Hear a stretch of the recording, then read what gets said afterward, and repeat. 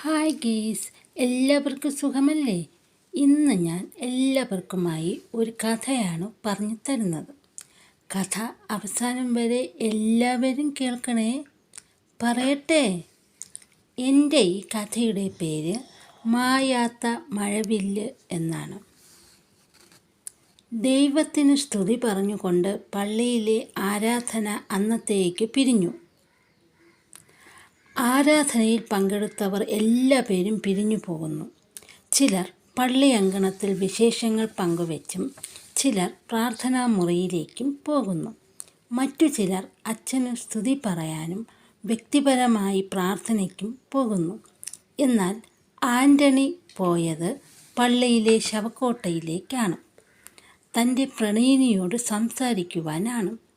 കയ്യിൽ നിറയെ റോസാപുഷ്പങ്ങളുമായി തൻ്റെ പ്രണയിനിയുടെ കല്ലറയിലേക്ക് നടക്കുന്ന അവൻ്റെ കണ്ണുകളിൽ അവളോട് പറയാനുള്ളതൊക്കെ തന്നെയും പ്രതിഫലിക്കുന്നുണ്ടായിരുന്നു.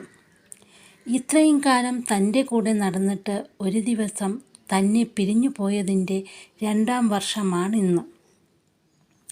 കല്ലറയുടെ അരികിൽ ചെന്ന് റോസാച്ചെണ്ടുകൾ അവളുടെ കാൽക്കൽ വെച്ച്, ലില്ലി, നിന്റെ ആൻ്റണിച്ചായൻ നിന്നരികിലേക്ക് എത്തിയിരിക്കുന്നുവെന്ന് മെല്ലെ പറഞ്ഞു. ജീവിതം അങ്ങനെയാണ്. പ്രതീക്ഷിക്കാത്ത സമയത്ത് കൂടെയുള്ളവരെ പിരിഞ്ഞ് പോകുക തന്നെ വേണം. അത് പ്രപഞ്ച സത്യമാണ്. എന്നാലും ലില്ലി 22ാം വയസ്സിൽ തന്നെ പിരിയുമെന്ന് കരുതിയിരുന്നില്ല. ആശുപത്രി കിടക്കയിൽ വെച്ച് ഞാൻ പോയാൽ ആൻ്റണിച്ചായൻ കരയരുത് എന്നും തൻ്റെ കല്ലറയുടെ അരികിൽ വന്നാൽ സംസാരിക്കുമ്പോൾ തനിക്ക് കേൾക്കാമെന്നും അവൾ പറഞ്ഞു. ഞാൻ പോയി കഴിഞ്ഞ് മനസ്സ് ശാന്തമാക്കി മറ്റൊരു വിവാഹം കഴിച്ച് സുഖമായി ജീവിതം നയിക്കണമെന്നും അവൾ പറഞ്ഞതും ഇന്നും തൻ്റെ ചെവിയിൽ അലയടിക്കുന്നുണ്ട്. ആൻ്റണി ലില്ലിയോടായി, നിനക്ക് സുഖം തന്നെയല്ലേ? ഞാനും സുഖമായിരിക്കുന്നുവെന്ന് പറഞ്ഞു. നമ്മുടെ ജോസഫ് ചേട്ടൻ എന്നോട് ഒരു വിവാഹാലോചന പറഞ്ഞു. ചേട്ടൻ്റെ മോളെ തന്നെയാണ് എനിക്ക് വേണ്ടി ആലോചിച്ചത്. നീ എന്തു പറയുന്നു? അപ്പോൾ ഒരു ഇളംകാറ്റ് ആൻ്റണിയെ പൊതിഞ്ഞു.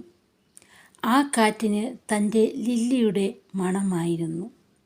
അത് അവളുടെ സമ്മതമാണെന്ന് അയാൾക്ക് മനസ്സിലായി.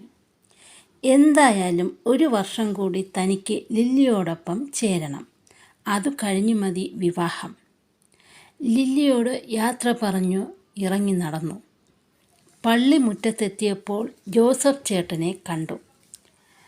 നീ എൻ്റെ മോളെ കണ്ടിട്ടില്ലല്ലോ. അമ്മയോടൊപ്പം അവൾ വരുന്നുണ്ട്. നീ ഒന്ന് സംസാരിക്ക്. വേറൊരു ദിവസമാകട്ടെ എന്ന് പറഞ്ഞ് ആൻ്റണി ഒഴിഞ്ഞുമാറി വീട്ടിലേക്ക് നടന്നു.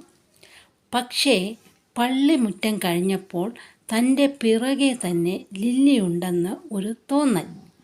വെറുതെ ആവാം. എന്നാലും അവൻ പതിയെ തിരിഞ്ഞു നോക്കി. ജോസഫേട്ടൻ്റെയും ഭാര്യയുടെയും കൂടെ നടന്നു വരുന്ന മകളെ കണ്ട് ആൻ്റണി ഒന്നു ഞെട്ടി. കാരണം ആ മകളുടെ മുഖം ലില്ലിയുടേതായിരുന്നു.